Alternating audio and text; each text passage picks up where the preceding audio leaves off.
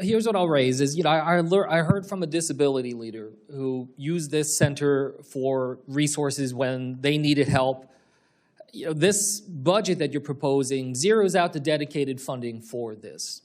I also heard from a constituent, Darren, whose wife slipped while exiting a stair lift, becoming paralyzed.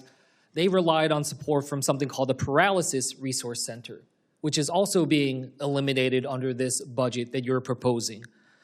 And I'll just read through. So the Paralysis Resource Center, Limb Loss Resource Center, Voting Access for People with Disabilities, University Centers for Excellence in Developmental Disabilities, the Developmental Disabilities Projects of National Significance. 5 projects there that right now are slated for elimination of dedicated funding. Can you tell me what these programs have in common? It sounds like they're programs that treat disabilities. Yes, right. And I worry about that immensely, because right now more than ever, I mean, these families that I'm talking to, they are struggling so much. I mean, I cannot imagine, what some of them are going through. And when they're seeing that level of focus on cutting these resources dedicated for them, and I get it, there's efforts to try to see if they can boost up some state-level funding, but the dedicated funding for these programs is very much on the chopping block. And I guess I just wanted to ask you, would you reconsider funding for these programs? Happy to talk to your office about that.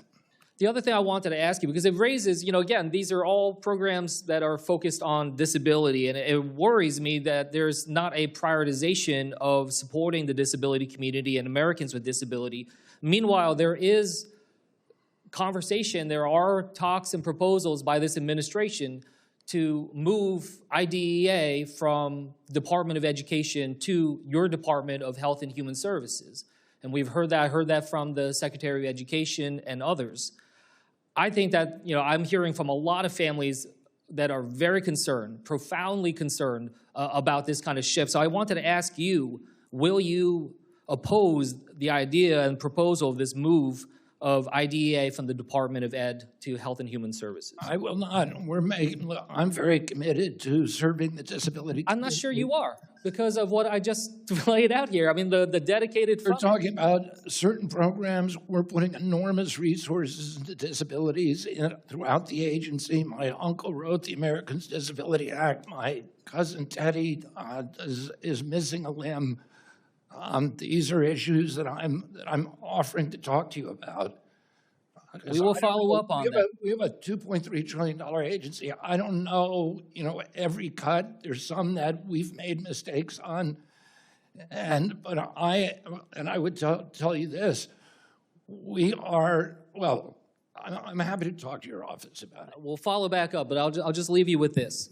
And this is what I heard from these families, and I wanted to just share it with you. They say that if you are moving IDEA from the Department of Ed to Health and Human Services, you are defining these young students by their disability, engaging them as patients rather than as students who have the right, as anybody else does, for opportunity.